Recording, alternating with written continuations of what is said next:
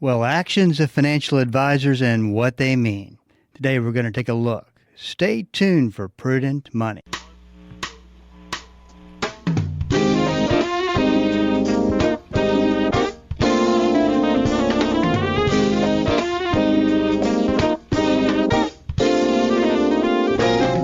Good afternoon and welcome to the Prudent Money Radio Show. I'm your host, Bob Brooks. Thank you so much for joining me today. You know I do appreciate it. Well, if you got a question for me, I've got an answer for you. Better yet, I got a resource for you. You can go to prudentmoney.com.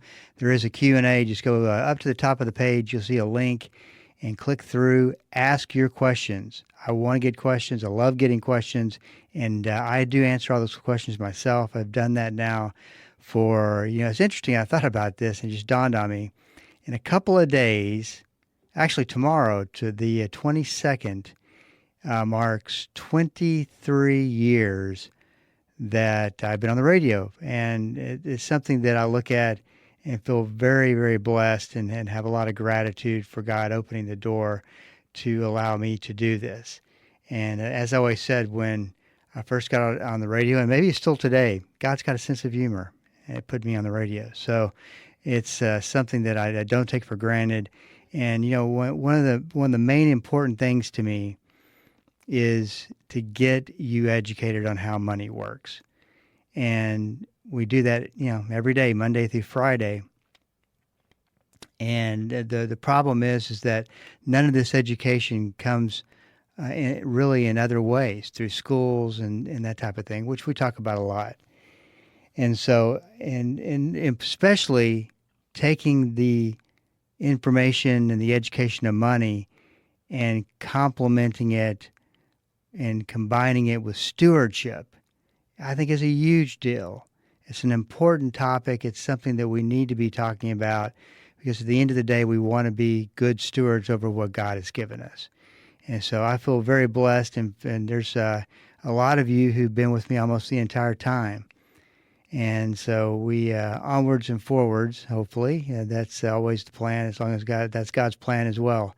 So throughout the 23 years, I have really appreciated all the support. And it's unbelievable that just how fast 23 years goes by. Today, I'm going to be talking about financial advisors and the actions of financial advisors. I think that I have a unique seat at the table to do that because it is my business. And that I've been doing for 32 years. And I see all kinds of things. And I see things through the situations that y'all send me in emails and phone calls. I see even more of it. And so it's not to speak negatively of financial advisors. I mean, think about it this way. No, there, with all the people who listen, there are hundreds and hundreds and hundreds of thousands of different occupations represented. And those occupations, in all those occupations, there's people doing good things for other people. There's people doing bad things and taking advantage of people. It's in every single occupation. The problem with financial advising is that you often don't know that you made a mistake. And when I say made a mistake, I mean that you took an action or you invested into something that really wasn't a good strategy for you.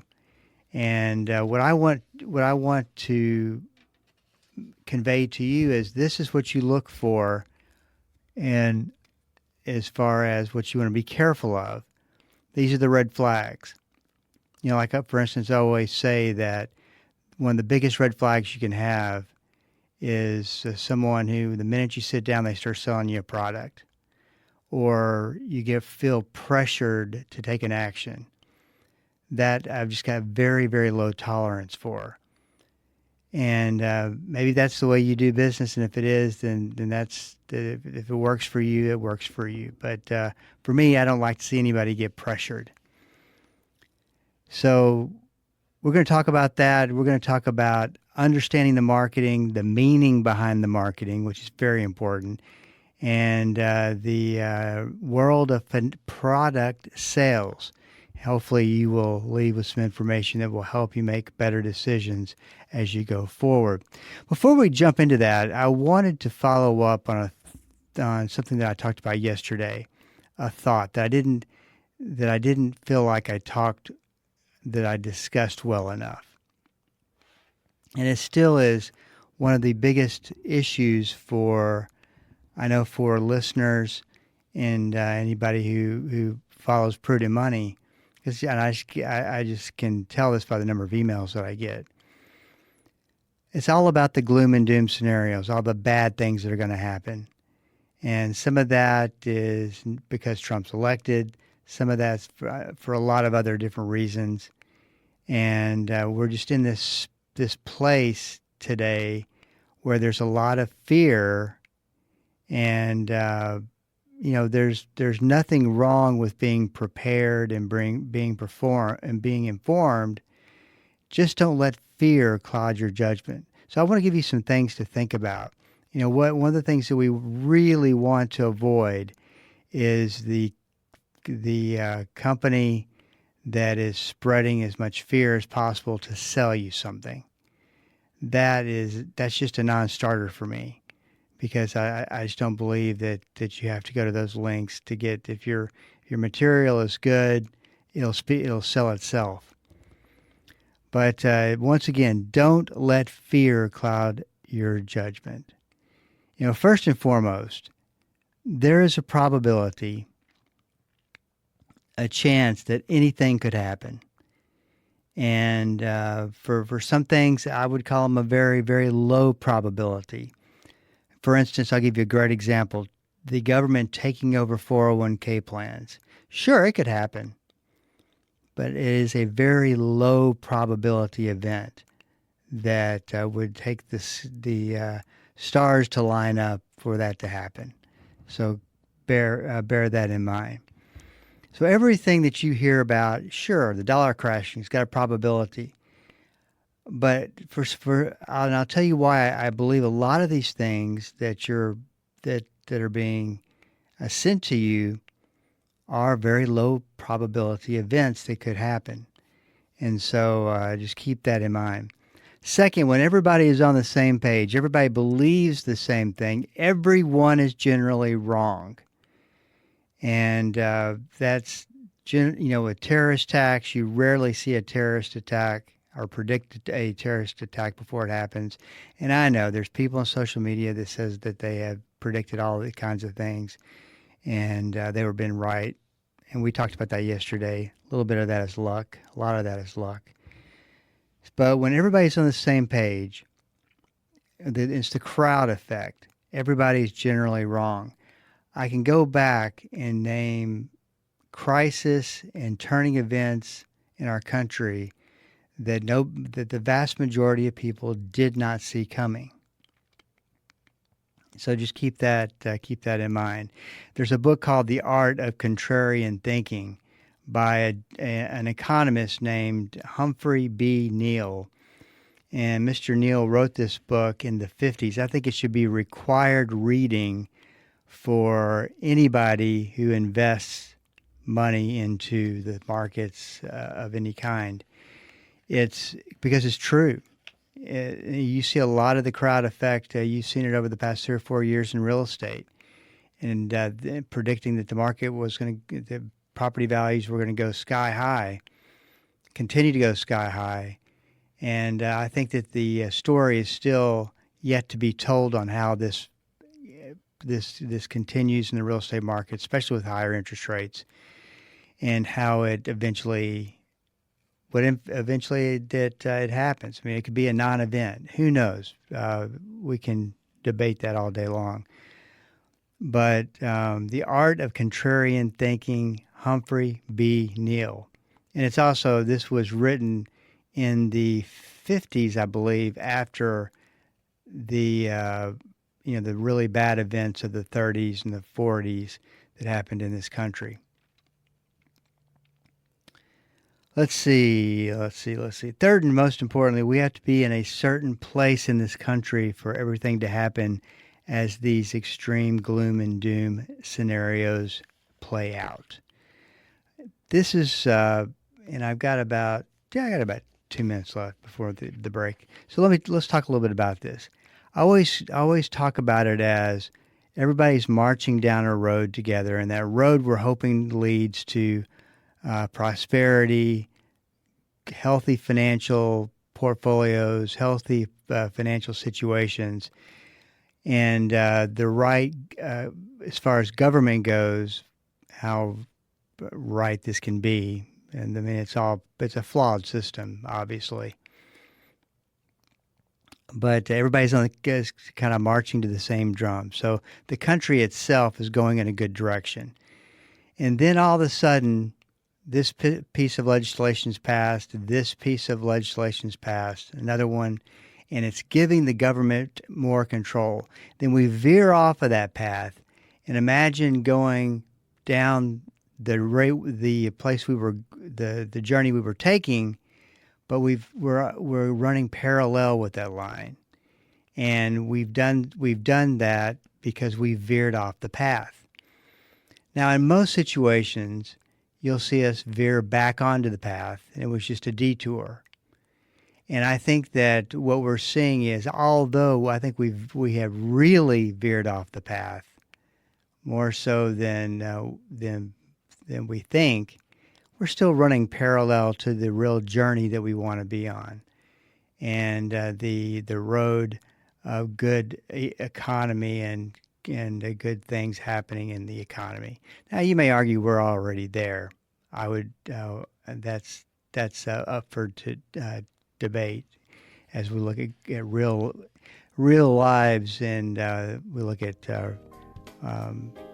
what's really going on in the economy. Hey, this is Bob Brooks, and you are listening to the Prudent Money Radio Show. Thank you so much for joining me today. We're up against a break. Stick around, and I will be right back. Hi, my name is Bob Brooks, host of the Prudent Money Radio Show. So let me ask you a question. Do you know your numbers? Now, which numbers are those? They are your retirement numbers. That set of numbers is the single most important planning numbers you can know. Yet the majority of Americans don't even know them. Prudent Money Financial Services, sponsor of the Prudent Money Radio Show, specializes in figuring out those numbers and creating a game plan to make sure you're on the right track. Listen to the Prudent Money Radio Show weekdays at 3 p.m. on Bible School Radio 91.3. Hi, I'm Jill Taylor, inviting you to join me each Saturday morning at 11 o'clock for Choose Life Radio. You'll hear people from across America sharing their stories of faith, forgiveness, redemption, and restoration. Choose Life Radio will encourage you to fully appreciate the gift of life. You may also find help for you or a friend in need. So please join me Saturday mornings at 11 o'clock right here on Bible School Radio 91.3. Dynamic, practical, life-changing. There's no point in going to church and not letting the Christ who gave birth to the church on the day of Pentecost change your life. Join us each day as Pastor Paul Shepherd applies the timeless truth of Scripture to everyday life. It's Destined for Victory on this great station. Weekday afternoons at 3:30 here on Bible School Radio, KDKR. Welcome back. This is Bob Brooks, and you are listening to the Prudent Money Radio Show. Thank you so much for joining me today. You know I do appreciate it. Let's talk a little bit about that journey we are on, and we're making a parallel path going right upside the journey. We've veered off of it. Now, I would have thought 4 years of Biden, we would have really veered off of that path, but it didn't really turn out that way, which is good, depending on who you agree with. And so, now I say we're making that turn to get back on that path, hopefully. And the worst case scenario, though, is we take, instead of going to your left and getting back on that that path, that gap widens, and all of a sudden we're going down a path that's going off to the right and is really going downhill. And I hope that makes sense. What I'm trying to explain in doing so on the radio, with trying for you, hoping you're drawing mental pictures, is that I think a lot of things have to happen before the extreme gloom and doom scenarios play out. It's not necessarily a gloom and doom scenario, but a scenario that Biden and his administration wanted to do was eliminate gasoline-driven cars and replace that with electric cars of all kinds. And from the get-go, and by the way, there's only about 1.3% of all automobiles are electric, which is unbelievable. I got that statistic off of AI, so you take it forever how much confidence you have in AI. But 1.6%, I think, was the number. So a long ways to go. But the problem is that we are not on a path to complete independence on electricity. And we don't have the infrastructure, and there's really no way of being able to see that infrastructure come about. So things have to get a whole lot worse than they are today. Now, could that shift a lot quicker? Absolutely. But once again, to see things really deteriorate to the degree that some of these forecasts and predictions of gloom and doom to happen, I just don't think we're anywhere near that. Now, I could be wrong, and I constantly watch for what the politicians are doing, because it all points to government, and but we're not going to go there for sure, and we'll keep this running on track. The other thing too is social media definitely spreads versions of the truth, and so as stewards of what God has given us, we have to balance out what we're reading. Is it true? Is it a version of the truth? And so what I would encourage you to do is really stay in prayer about how you feel, what you're seeing, and that God allows for you to have the wisdom to interpret the correct way. Probably one of the best examples that I have is Teresa Ghilarducci, Dr. Teresa Ghilarducci. I've had her on the program a couple of times. No, excuse me, I've had her on one time. And I talk about this example, though, because I think it's so true.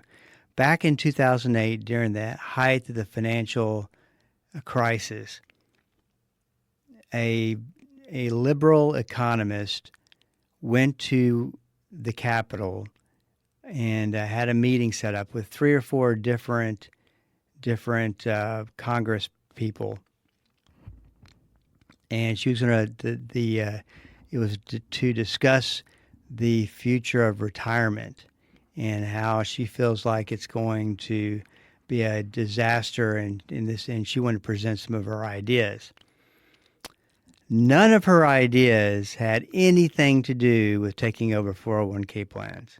But yet the internet got a hold of it, and next thing you know, she's literally, I think it was the cover of Newsweek, a picture of her face that said the most dangerous woman in the world, and suggested that she was talking to senators and getting support for taking over 401k plans, which was not even remotely the situation. So she was on my program, and I asked her about that meeting that she had, and she talked about it. And I said, "Did you in any way suggest that they should take over 401k plans?" She said, "Absolutely not. That was never my intention. That was never a recommendation." And I couldn't believe how big of a life it took on that version of the truth. So just keep that in mind, and that's still, and I think that's like a 2%, a 2% of 1 out of 100, a 2 on the probability meter. As far as, a lot of things would have to go south for that to happen. Okay, let's talk a little bit about financial advisors. We've got 6 minutes left here, and I want to make sure that I get some of this in. I can always swing to the next show. I want to talk about some things that that you're hearing, things that you're seeing, experiences you may be having, and give a little bit of a background to it. And more often than anything when dealing with financial advisors, and I hear this often, is that I just don't understand what they're recommending. I don't understand what this means. I just don't understand. So the first thing that I think is wrong that's happening is abusing the word fiduciary. And we are, by law, most of us are anyway, in the financial advising business, supposed to act as fiduciary over your assets with our recommendations and the way we conduct our business. And a fiduciary is one who puts the client's values and goals and best interests in front of their own. And I always kind of, it's surprising to me that we have to have a definition of this, but it is the case, and I could give you examples of why it is the case. But what financial advisors have done, and I would imagine that the security regulators in this country are cracking down on this. And I get this from an example that I hear on 105.3 all the time. It's a sports network, and it's that we are fiduciaries.